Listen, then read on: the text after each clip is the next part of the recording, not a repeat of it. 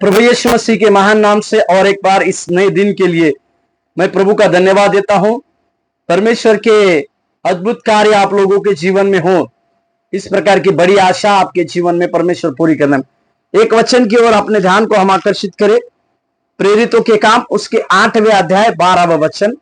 प्रेरितों के काम उसके 8वें अध्याय के 12वें वचन में जहां लिखा है, परंतु जब उन्होंने फिलिप्पुस का विश्वास किया जो परमेश्वर के राज्य और यीशु के नाम का सुसमाचार सुनाता था, तो लोग क्या पुरुष क्या स्त्री बपतिस्मा लेने लगे।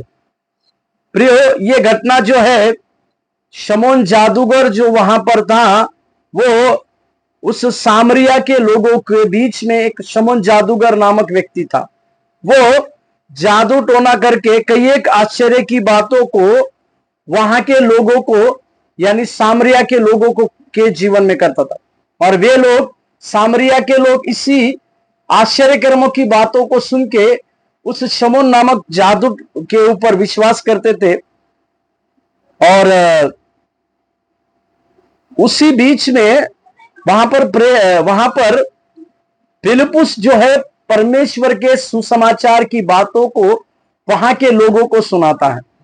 वचन इस प्रकार से कहता है कि वहां के लोगों ने फिलिप्पुस का विश्वास किया, यानी फिलिप्पुस जो बातें कह रहे थे उस बातों का विश्वास किया, और परमेश्वर के राज्य और यीशु के सुसमाचार, उस सामरिया के लोगों ने फिलिप्पुस की किन बातों का ऊपर विश्वास किया। तो यहां पर लिखा हुआ है कि फिलिप्पुस जो उन्हें परमेश्वर के राज्य और यीशु का जो सुसमाचार सुनाते थे।